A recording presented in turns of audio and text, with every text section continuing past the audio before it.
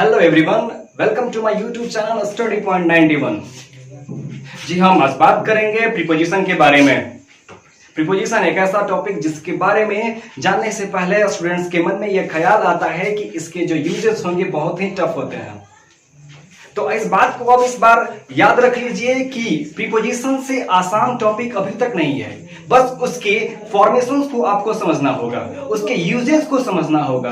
खासतौर पर विद्यार्थी गलती क्या करते हैं कि प्रीपोजिशन को बनाते टाइम क्या करते हैं, उसे हिंदी से कोलेट करते हैं। तो आपको हिंदी से उसको नहीं जोड़ना है, आपको उसके इंग्लिश टू इंग्लिश के फॉर्म को समझना पड़ेगा।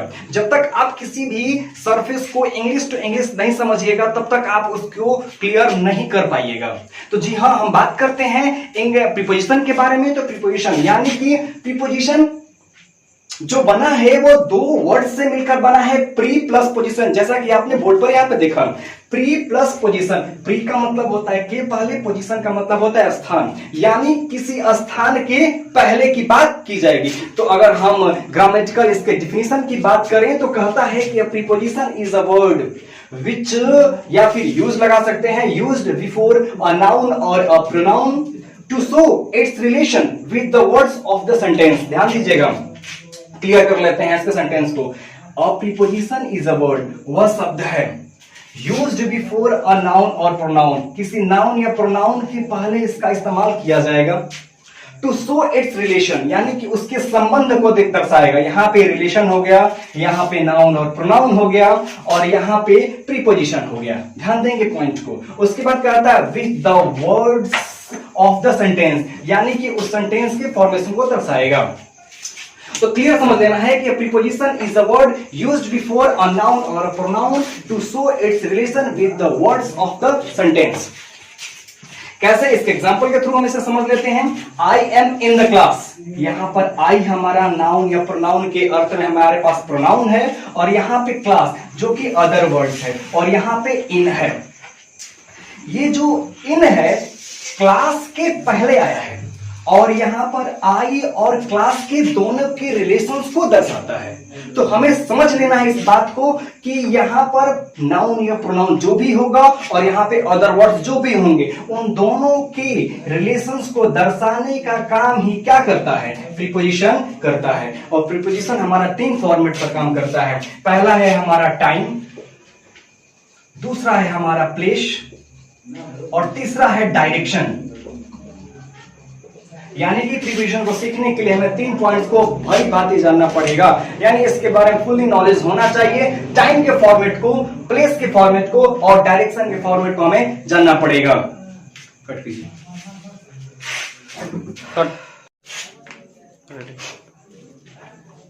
तो आगे बढ़ते हैं प्रीपोजिशन के सबसे पहले पॉइंट की ओर, जिसका नाम है ऑन।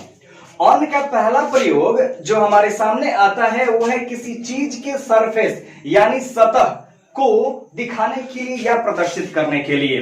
जैसे पहला एग्जांपल है हमारा the pen is on the table. अब सरफेस क्या होता है, कोई भी चीज का जो सतह होता है ना, ऑन का खास करके प्रयोग किसी भी सतह को दर्शाने, यानी जब ये सतह पे कोई वस्तु उसके ऊपर टच रहती है, उसके ऊपर वो सटी रहती है, तो उसके ऊपर हम ऑन का प्रयोग करते हैं। यानी कि the pen is on the table, table के ऊपर पेन ज्यों का त्यों रखा हुआ है। तो इस अर्थ में ये जो पेन है इस यहां पर ऑन का प्रयोग लेगा, यानी कि दोनों का जो सतह क्या है यहां पे टच कर रहा है। जैसे the paper is on the desk, on my desk यहां पे है, the paper is on my desk. तो यहां पे जो डेस्क है और पेपर है, दोनों के बीच में ये ऑन यह दर्शा रहा है कि पेपर और डेस्क एक दूसरे को सतह पे क्या कर रहे हैं, टच कर रहे हैं, स्पर्श कर रहे हैं। और दूसरा पॉइंट यहां पे हम देखेंगे कि दिन और तारीखों को दिखाने के लिए खास तौर पर ऑन का प्रयोग जो होता है, दिन और तारीख जब हमें बताना होगा या दिखाना होगा तो हम वहां पे मुख्य रूप से ऑन का ही प्रयोग करेंगे। जैसे हमने पहला एग्जांपल लिखा, he will come on Wednesday. यहां पे जो वेंसडे है ये हमारा टाइम है, यानी कि दिन और तारीख के, यानी कि यहाँ पे जो ये दिन का नाम हमने लिखा है यह खास तौर पर हमें ऑन की ओर मूव करेगा। जैसे कि he will come on Wednesday, वह बुधवार को आएगा, यहां पे को के अर्थ में निकल रहा है, लेकिन यहां पे समय और तारीख के होने के चलते यहां पे ऑन का प्रयोग होगा। जैसे कि on Wednesday, on Thursday, on Friday, on Sunday, ये सब के सब क्या है, हमारा दिन है, तारीख है, जो भी हमारे समय से क्या करते हैं उसको संपर्क रखते हैं, वहां पे हम ऑन का प्रयोग करेंगे। अगला देखिएगा, किसी डिवाइस यानी कि यंत्र या मशीन जो हम यूज करते हैं अपने डेली लाइफ में को दिखाने के लिए हम ऑन का प्रयोग करते हैं। जैसे पहला एग्जांपल हमारा है इज ऑन द फोन, वो फोन पर है। जैसे कोई भी व्यक्ति अगर बात कर रहा होता है, जैसे बात कर रहा है, तो आप देखते हैं कि उसका जो स्पर्श होता है वो टच तो करता है, लेकिन वो किसी यांत्रिकी का प्रयोग करता है, किसी मशीन का प्रयोग करता है। जैसे हमने कहा he is on the phone, कोई व्यक्ति अगर फोन पे बात कर रहा है तो हम कह सकते हैं इज ऑन द फोन, वह फोन पर है, यानी फोन पे बातें कर रहा है। और अगला पॉइंट है हमारा the show will be telecast on television. कोई भी चीजें जब प्रसारित की जाती हैं तो किसी यंत्र के माध्यम से द्वारा जब प्रसारित की गई उसे, तो वहां पे हम ऑन टेलीविजन, यहाँ पे ऑन टेलीविजन और यहाँ पे ऑन द फोन, क्योंकि फोन एक यंत्र है, एक मशीन है, जिसके आधार पर हम ध्यान रखेंगे कि कोई भी यंत्र या कोई डिवाइस, कोई मशीन का प्रयोग जब हम करें तो उसके पहले हम ऑन का प्रयोग करें, वस्तुतः जब उसमें प्रीपोजिशन लगाना हो तब। और एक अंतिम पड़ाव इसका दिखाता है किसी चीज की स्टेट यानी अवस्था। कोई भी चीज की अवस्था अपनी अलग अलग अवस्थाएं होती हैं, तो स्टेट यानी अवस्था को दिखाने के लिए भी हम क्या करते हैं, ऑन का प्रयोग करते हैं। जैसे हमने कहा गर्मी का सीजन चल रहा है, आम बहुत ज्यादा है मिलते हैं, तो अब लोग आम का जूस निकालते हैं, तो हमने लिखा है कि mango juice is on demand. आम का जूस जो है बहुत डिमांड पर है, यानी कि इसकी जो अवस्थाएं हैं वो ऑन डिमांड हैं। यानी कि हम इस बात पर फोकस करेंगे कि जब कोई वस्तु किसी अवस्था में स्थापित होगी तब वहां पे ऑन का प्रयोग होगा।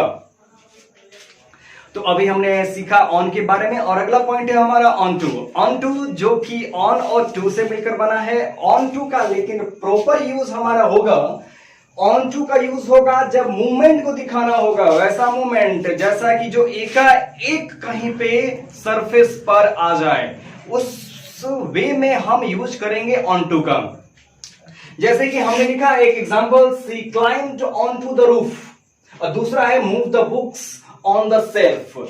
यानी कि सी क्लाइम्ड यानी चढ़ गई, ऑन टू द रूफ एकाएक वह रूफ पर चढ़ गई, यानी कि अभी वो नीचे थी वो एकाएक ऊपर चढ़ गई, तो वो हो जाएगा ऑन टू का। यानी जब किसी चीज में मूवमेंट हो और वो एकाएक मूवमेंट को प्रदर्शित करे तभी हम वहां पे ऑन टू का प्रयोग करेंगे। Move the books on to the shelf मतलब कि किताबों को उठाए, जैसे हमने किताबों को उठा लिया और इसको ले जाकर सेल्फ पे हमने क्या कर दिया, रख दिया। यानी किताबों को एक जगह से उठाकर दूसरी जगह पर रखने का जो मूवमेंट यानी कि जो उसका बदलाव हुआ वह होगा ऑन टू। ठीक है। और अगला पॉइंट क्या होता है, जब किसी चीज की पूरी जानकारी हो, जब आप किसी चीज के बारे में पूरा जानते हो तो वहां पे हम ऑन टू का प्रयोग कर सकते हैं। यानी कि फुल्ली नॉलेज की बात हो रही है, जैसे कि they knew I was on to their plan. यानी कि यहां पर जो ऑन टू है यहां पे फुल्ली नॉलेज, यानी कि दे न्यू जान गए, वे लोग जान गए, वे लोग जानते थे। I was on to their plan यानी कि वे हमारे प्लान के बारे में पहले से जानते थे। यानी कि जब किसी चीज को ऑलरेडी यानी कि पूरी जानकारी यानी कि उनके प्लान के बारे में जब किसी व्यक्ति को पूरी जानकारी हो तब वहां पे हम ऑन टू का प्रयोग करते हैं। तो हम आगे बढ़ते हैं अपने नेक्स्ट पॉइंट की ओर, जिसका नाम है अपॉन। और अपॉन ये हमसे कहता है, क्या कहता है कि इमीडिएटली आफ्टर डूइंग समथिंग और समथिंग हैपेंस, यानी कि कुछ चीजें जो होती हैं, कुछ घटनाओं के तुरंत बाद जो घटना घटित हो वो खास तौर पर अपॉन के बारे में इंडिकेट करते हैं। एग्जाम्पल के थ्रू समझते हैं हम कि सोहन गॉट मैरिड इमीडिएटली।